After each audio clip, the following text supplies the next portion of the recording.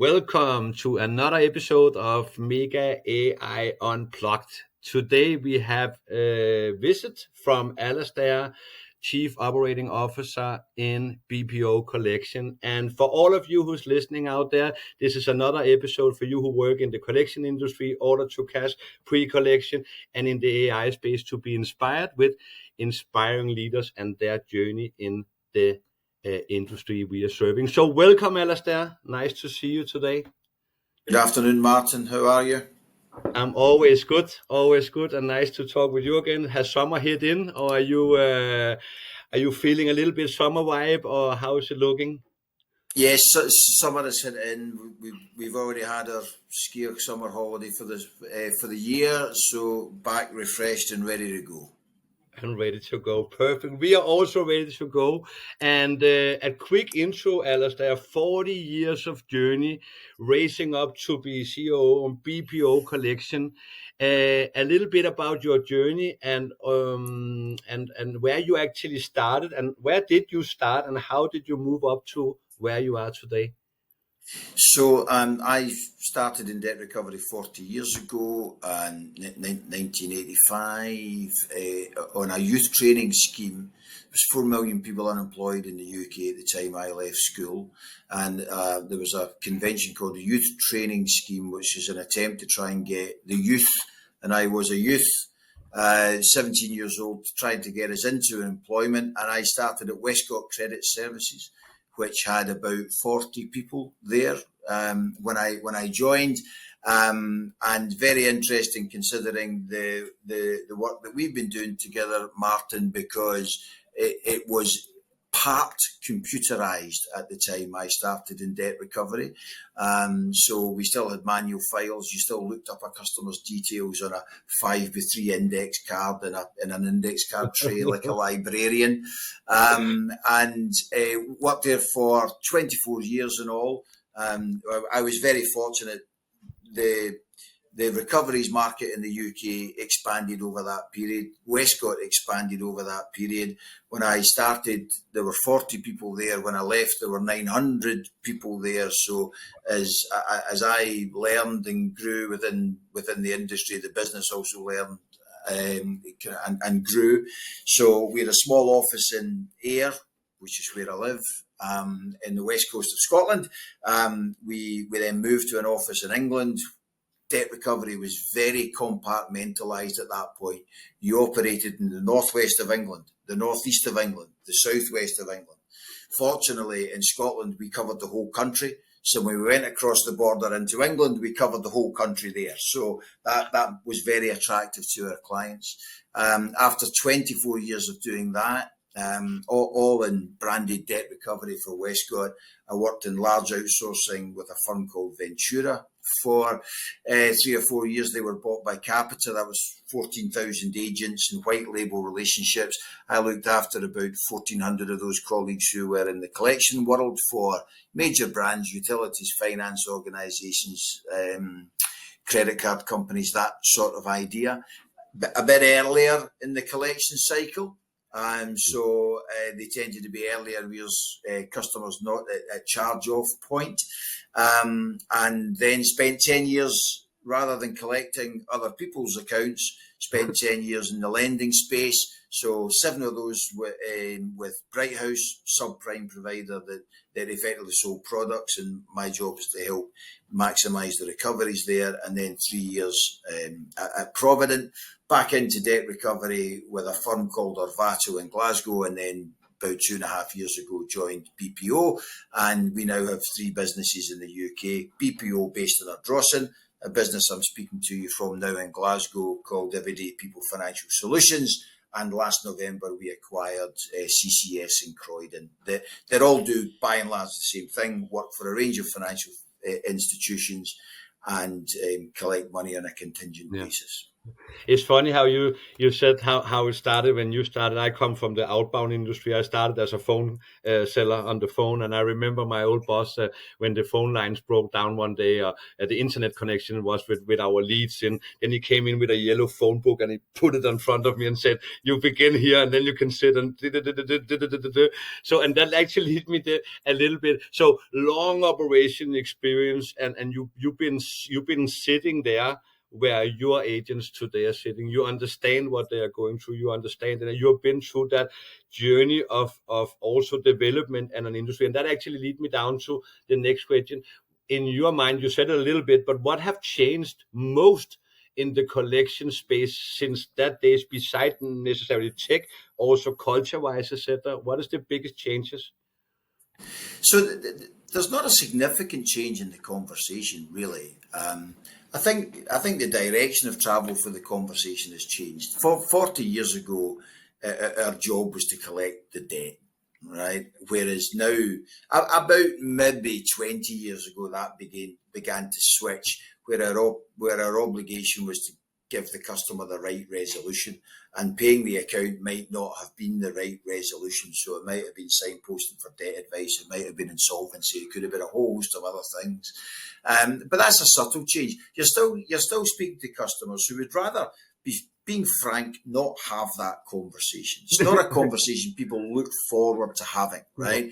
Because they've often got to face the fact that they've either had circumstances outside of their control, or they've maybe made decisions that they now regret about how they've got themselves into that position. Yeah. So, and I've had that conversation on the doorstep. I've had that conversation with people in their living room, sitting on their sofa. I've had that conversation over the telephone when I phoned them or when they phoned me. I don't think there's a massive change in how that conversation happens, really. It's more regulated now. It's probably more standardised now. Everyone's working to the same regulation. But I remember when we used to go and collect rented televisions in the days when televisions were very, very expensive, and even the best families in the best streets still rented their television. And whilst we didn't do post repossession surveys of customers, my own post repossession survey of customer is if I had gone to a customer to talk about the fact they couldn't pay for their television, and this would be in the late 80s, early 90s, and at the end of that conversation, they helped me lift the television out of the car, I had done a good job. Yeah. So we didn't call it a post repossession survey, but that was my own way of thinking. I must have had the right conversation. Nobody QA'd it, nobody recorded it, but if that person was happy to help me, then I've done it the right way. So the other things that have changed is, of course, the way technology operates. So the ability to be able to contact customers, the channels we can use to contact customers. I remember late 80s, a postal strike. Now, a postal strike would have an impact on our business, but not a critical impact on our business. Then our business stopped. Yeah. No communication could get to the customer, and the customer couldn't communicate with us.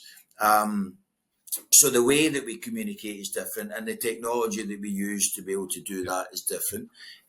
We have less people per account resolved now, so more than half of our customers resolve their challenge online. So that has changed, and Have the I think there's space also changed? Have the space changed also when you talk about, especially in the UK now, you talk a lot about vulnerability as a factor. Is that something that you didn't consider on the same level before, that you now need also by regulators, of course? But is that something you consider in your strategy that is very different from the past, or is it the same patterns? it is more formalised now, but I started work just after in the throes of the miners' strike, one of the biggest industrial upheavals in the last 100 years in the UK. And during that miners' strike, anyone who was known to be a miner, we suspended any collection activity because they were a miner, and we knew they were on strike. Okay, and we knew the implication of that they would be getting fed at soup kitchens, they would be running out of cash. So it's far more formal now, absolutely, without any shadow of a doubt. It's far more customer centric. Our clients force it to be customer centric, of course, as well. Whereas before you were probably measured uniquely on money, probably about mid 2000s. I'll give you, I can probably date it. 2009, when I was working in large outsourcing, I had 7 clients where we collected money for using their brand. And for 5 of those clients, the top KPI I was measured on was customer satisfaction. It wasn't the amount of money we collected. And the other 2, where it wasn't customer satisfaction, it was customer retention. So they wanted to retain the customer. Secondary to that was the amount of money we collected. So really from that point, actual pounds and pence became less of an issue, and it was more around customer satisfaction, doing the right thing, adherence, spotting elements of vulnerability, dealing with customers who happen to be in a vulnerable situation at that particular time, and getting them the right resolution for that particular challenge that we're facing. I think it's an interesting development, and it also brings me down to, like, you have held senior roles across lenders and outsourcers and operators. What do you think define great leadership today in when you talk about in today's collection, where you have AI fueled new tools coming in, you have new regulations coming in, more compliance in general? What does it? So it's not just here. You have a wider responsibility today. And how do you think that what defines a great leader in your type of business? So I think everyone has to understand the part they play in their customer journey, and everyone has to understand that everything they do is all about giving a great customer outcome. And if we can all make sure the customer gets the right outcome, then absolutely we are doing all the right things. And all your numbers, all your structures, all your organizational charts have got to be focused on that as the outcome. Everything else is secondary to making sure you get the right customer outcome. If you get that bit right, everything else will fall in place. Making sure you give your colleagues the space to operate in. So you have to be certain you know what's going on, but delegate authority and delegate responsibility to do the right thing, because you can't be everywhere you need to be. You have to be people that are making the right decisions, and you know that they're capable of making the decisions that, had you been there, you would have made yourself, right? So making sure that you're able to do that, and really engaging with our clients to understand that we are aligned. Where we have the best possible relationship with our clients, we truly understand what they're trying to achieve, and they truly understand what we're trying to achieve. And when those two things are aligned, then we get the very best outcome. Absolutely. I think the introduction of AI and technology, I find that a very, very interesting space. I was having a conversation with a much younger colleague not so long ago, and they were, of course, very excited about the impact of AI because of where they come from. They come from a world of complete automation anyway, or complete computerization. I don't see it quite as much of a revolution, because I go back to pen and paper. Right. So if your starting point You're is right. It's natural.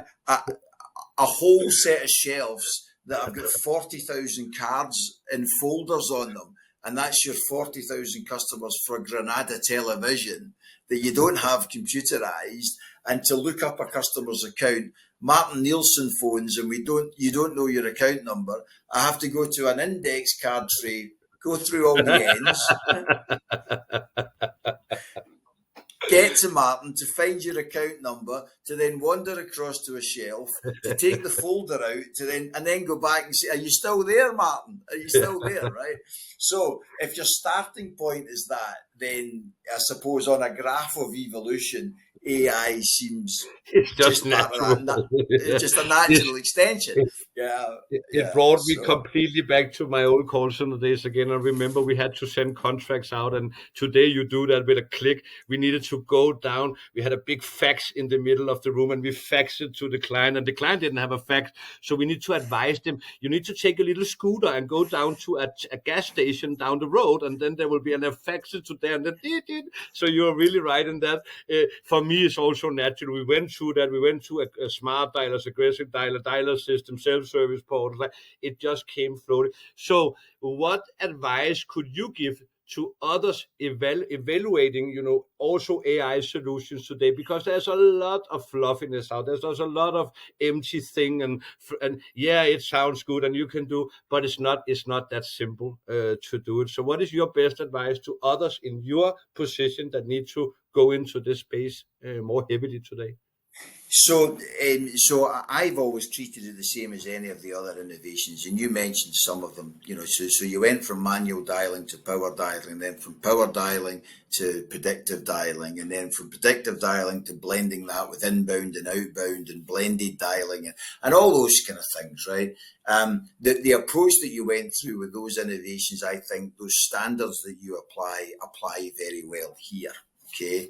I suppose the big difference is that the introduction or innovation of AI is probably a slightly faster rate. So Yeah. you maybe had time to consider it in a slightly different way. The principles I've always applied, though, I work with people, Yeah. so I kind of set aside the technology because to be frank, Martin, the pitches can all feel the same, the promises can all feel the same, the outcomes can all feel the same. So first and foremost, try and get to people you think I would like to work with those people. Those look like good people. Anyone that tells you also that they absolutely know the direction of travel on AI, I'm not so sure. A stop clock is right twice a day, right? So they might be right, but they could equally be very wrong, right? So I work on a very simple principle that will probably take twice as long as you think it will take.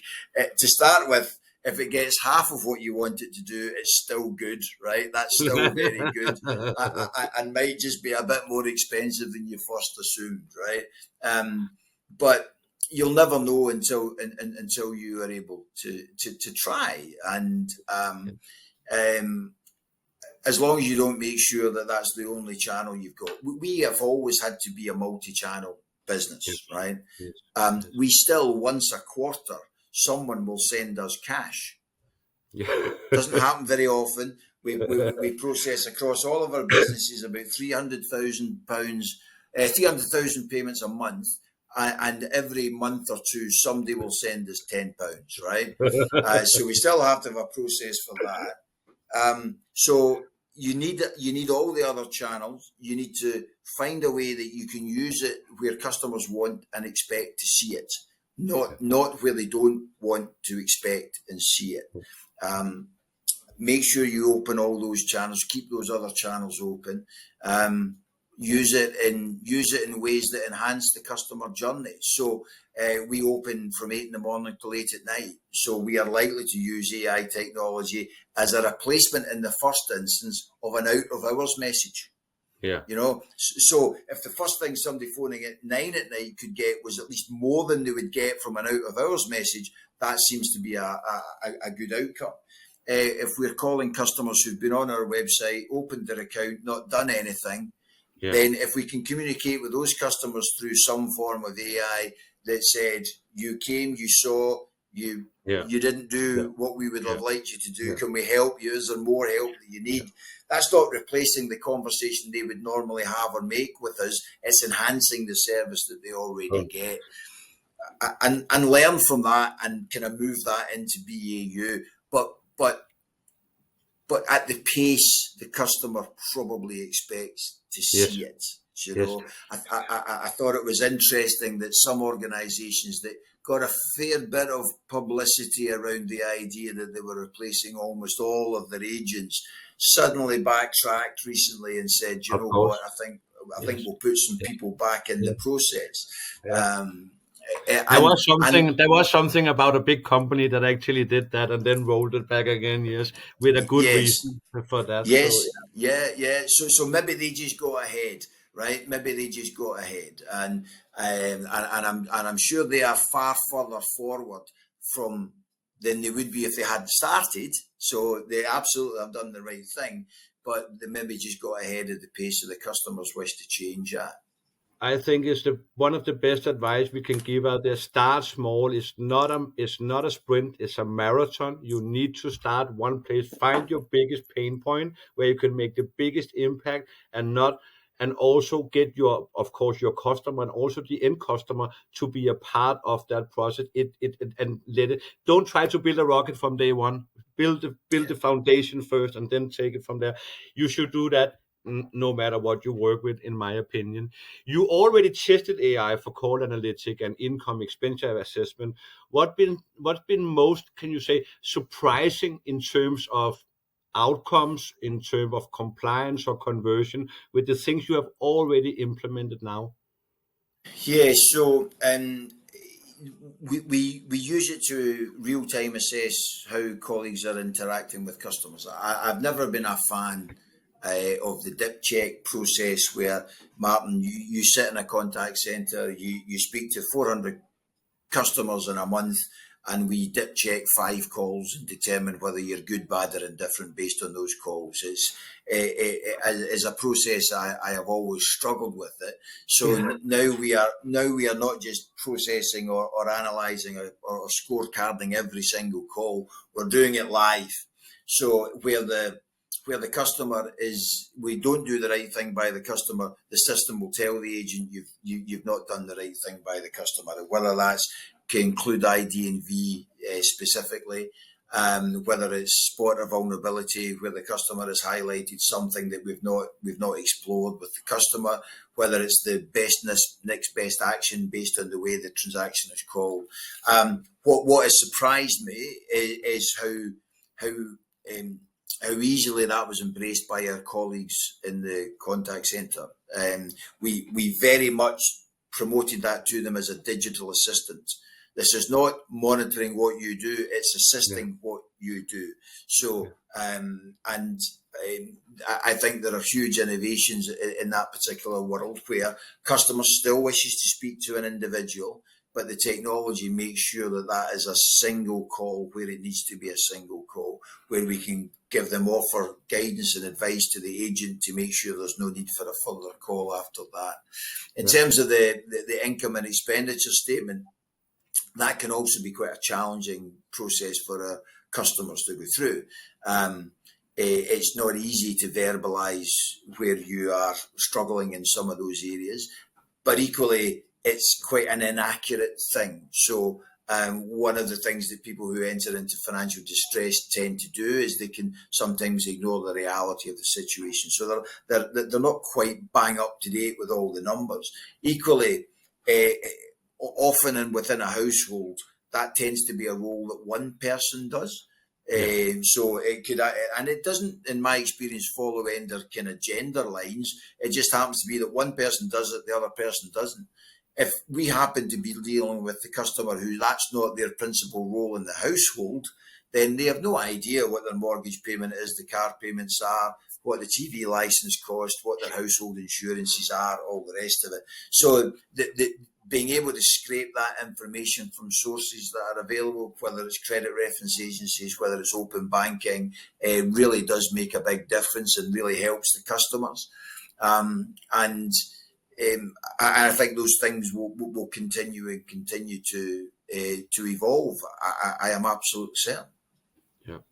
I like especially what you said about also how you introduce it to your staff. I think it's a big learning from everybody out there that is exploring AI in different kind of areas. You need to involve your staff. You need to involve the ground staff, your most important people, the one who sits down there on the phone. So what they do, take those calls. It's support to them. It's enhancing them. It's supporting them. And you did the right thing.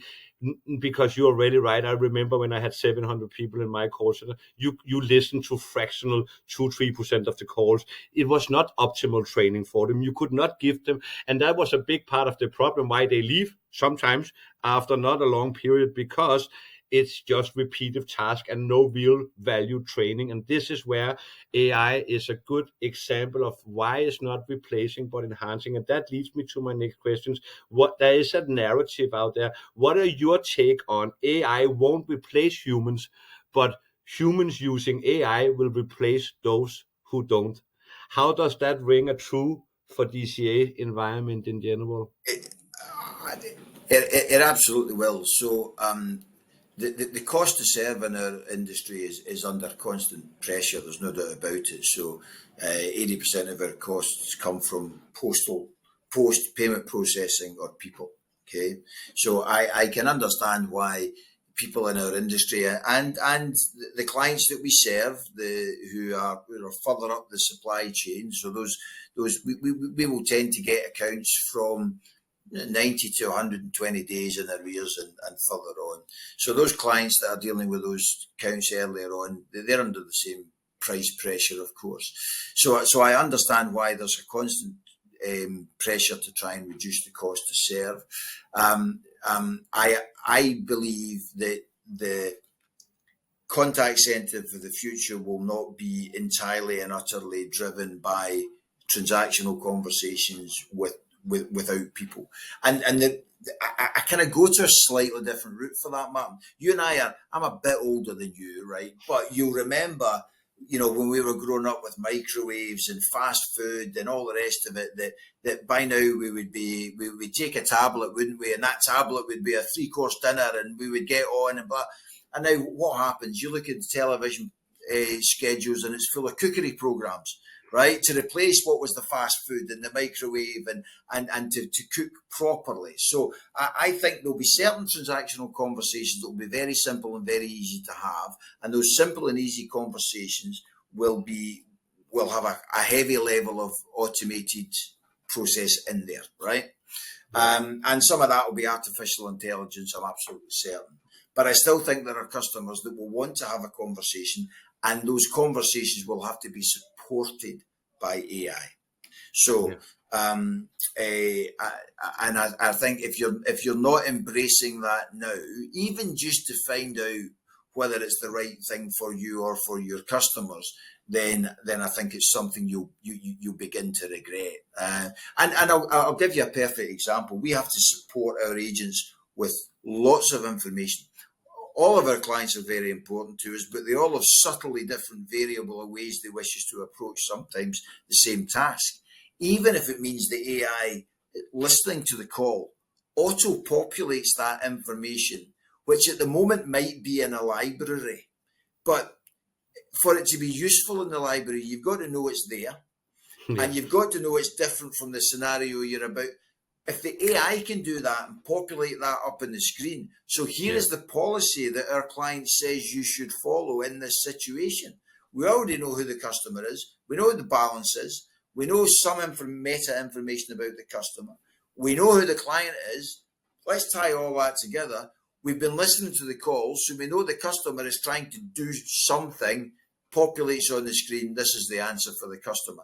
And I think our colleague reading that information and then speaking to the customer about it is the sort of thing that I think could be quite powerful and quite changing. But to your original point, I think if you're not doing that sort of stuff now, you're not trying to look at how you can use this sort of technology, then you're already probably behind a bit. I said to sorry. I was just going to say, and I don't think it is entirely something that is driven by the young. I don't see this as much of a change in approach. The pace might be quicker, but it's no different from the change from manual records to computerization, from computerization to digitization, to all those things. It's all part of an evolution, part of a change. And just because I've been doing this for 40 years doesn't mean that I'm any more capable. I need younger people to know how to hit the keys and do the stuff on the keyboard. Right? But I think how I use it. Yeah, you said something important also, and I think actually that I said to a CEO from a big enterprise agency the other day, because they were like, "Yeah, we're talking in the boardrooms." I said, "So like that's you don't have time if it's not in your agenda, if it's not in your plan now, you will be behind." And I said, actually, I think it's irresponsible as a CEO not to do this to your staff. So if you sit there, you said it, all these things that you can help your staff with achieve, have a better work environment, solve their assignment, don't spend their time on unnecessarily work that burn them out.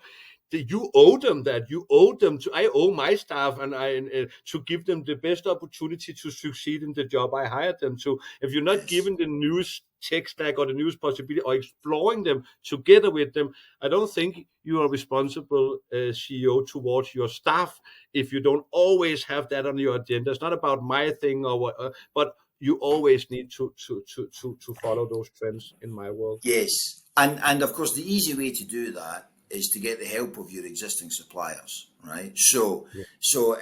I, in common with many people in my type of position, get 10 messages a day through LinkedIn about use of artificial intelligence.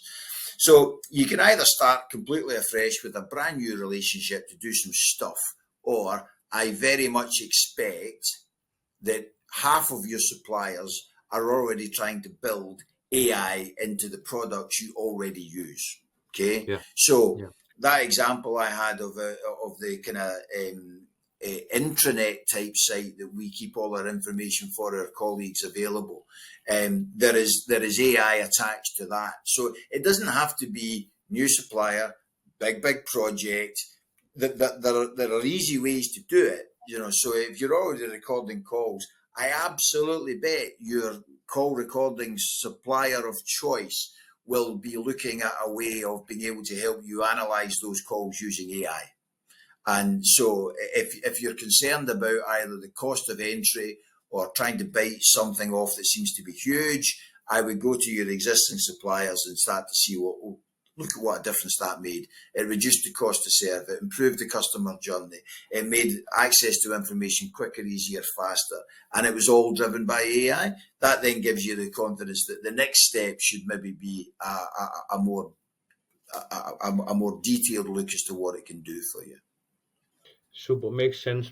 In this area here, and with your experience, and you actually called out client data sensitivity and LLM fear as a rollout blocker when you are trying to roll just with customers internally, also your management team, your compliance team, etc., etc. What worked for you to get stakeholders trust across clients, agents, leadership internally, and also introducing these things here on that level? You have done it now with some things, and how have you worked to get people on board on that journey? Either though that it sounds for everybody that that's a must to do, but you still need to have people around you in a big organization like you, and also your board, etc. How have you managed that?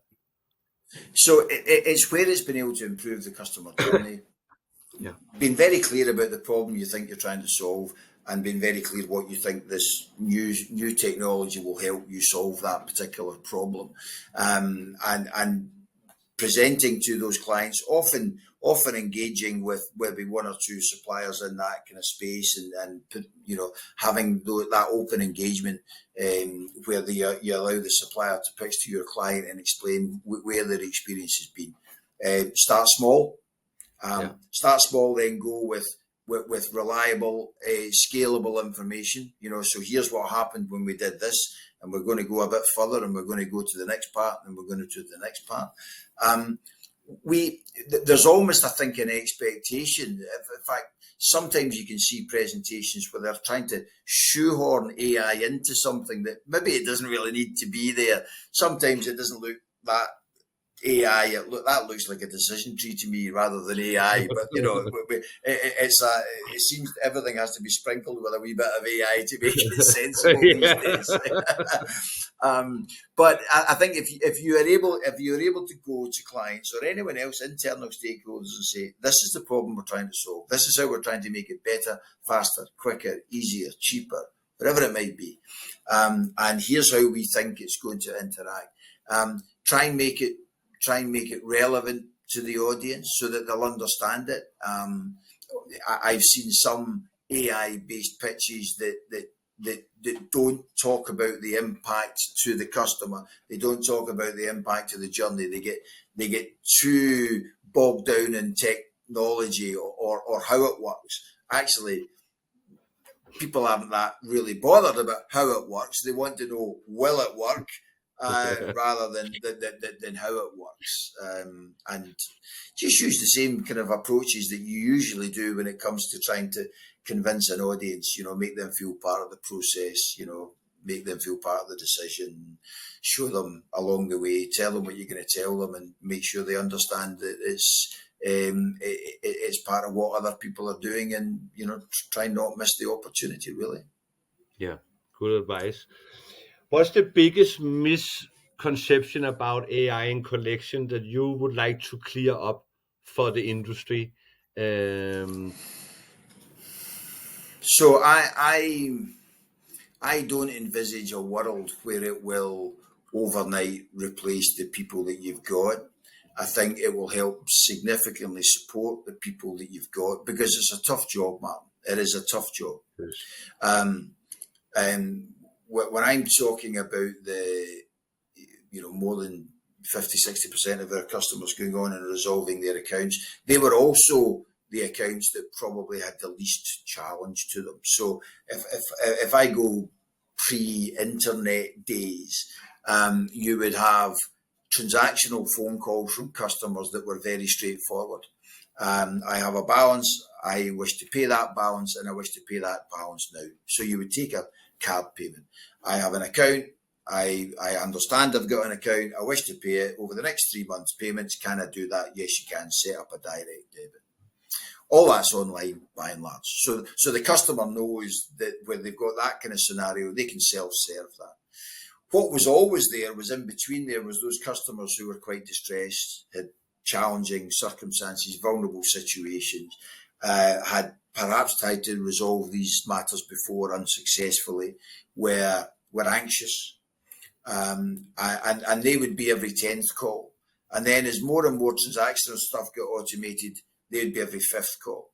And as more and more transactional stuff got automated, they became every 3rd call. Now they're probably every 2nd call. So it's a challenging job. It's a more challenging job. You always had those customers, but they're now every 2nd call, not every 10th call, because they were effectively in amongst a basket of calls that included transactional stuff. So I still think our customers are keen where they wish to have a conversation. I think we can manage part of that conversation using some form of AI. I think we can make the outbound calls using some form of AI. I think you can bring that customer to an agent that then needs the personal touch for a while. If you're doing very simple stuff, so in my previous worlds in subprime lending, same customer base, both those organizations were weekly payers. Customers were weekly payers. And in the Bright House case, 40% of customers had still to pay from Saturday lunchtime to Saturday 5 o'clock. They didn't need to speak to a person. We already had some form of automation, but it wasn't AI. That very repetitive transactional stuff, this has got, AI and robots all over it. But I think when it comes to that kind of in-depth conversation where the customer has decided they can't find that solution online and they have decided to call, I still think a chunk of that will be handled by a person. But I think other side of that, there's ample opportunity. And as consumers get more and more comfortable with the idea that they'll handle this kind of stuff with a robot or some form of AI, I think it's perfectly normal for them to do it. Second thing that I think will happen is when we saw this with the introduction of web chat, customers that would find it very difficult to verbalise sometimes some quite challenging circumstances found it much easier to do that using web chat or SMS chat or some form of non-verbal communication. Okay. So I suspect there'll be customers who are happier to have a conversation with what they believe is an automated AI process, because they can open up in a way that they may struggle to do with another person. Yeah, makes Um, sense. I think there's a cohort of customers absolutely in that camp. Yeah. Here in the end of the episode today, when you are looking at your own career, and if you were supposed to mentoring a young CEO or in or collection leader entering the space you have been in now for years, if they entered in 2025, what are the three principles you would teach them to begin with in that kind of job in today's environment? I would start with the customer. Yeah. Um, so I kind of inadvertently started with the customer, not deliberately, because that was the job that I was given, right? It was the entry level job. But I think if you want to understand all the processes and principles and policies, start with the customer. Start dealing with customers as best as you can.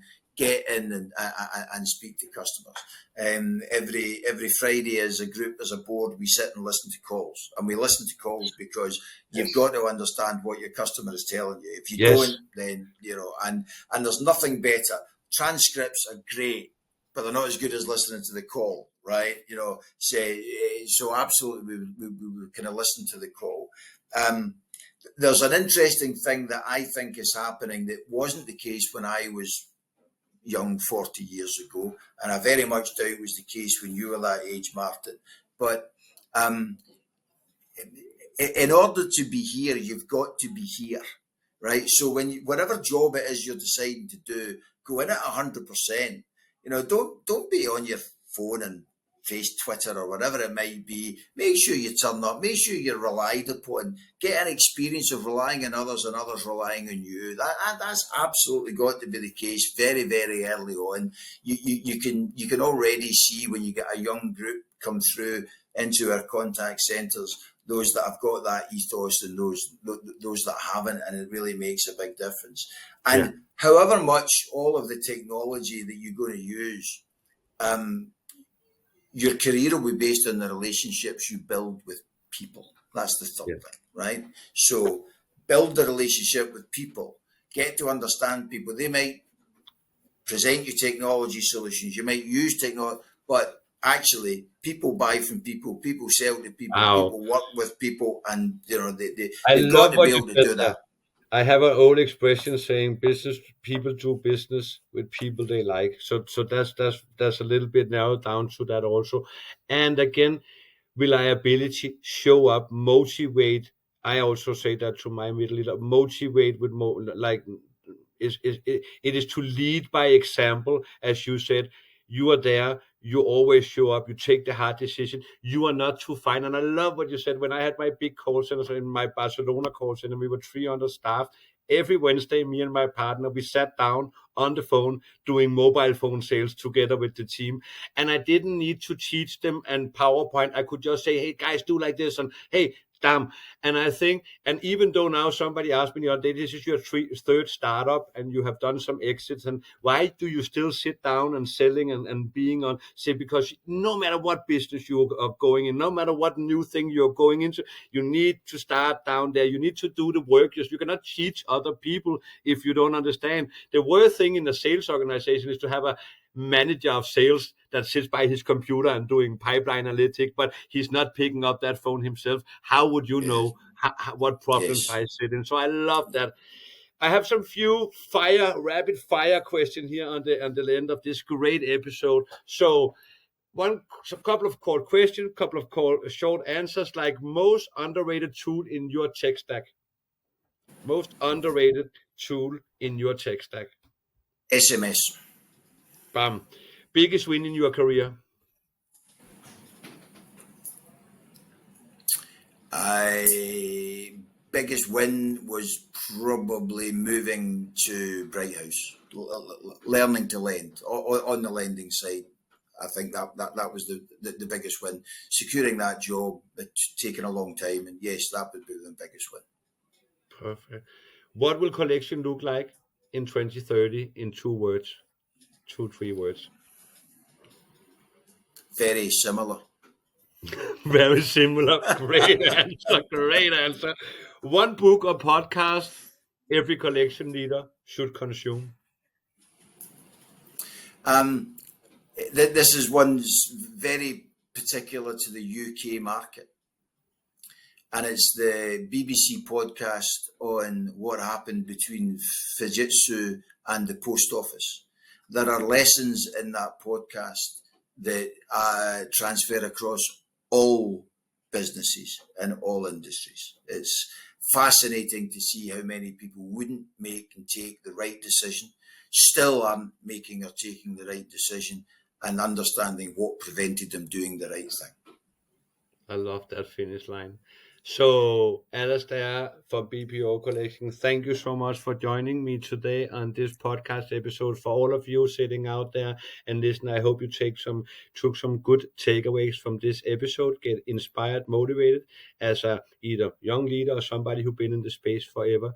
With that said, I wish you all a fantastic day. Alastair, thanks a lot. Thanks, Martin. All the best.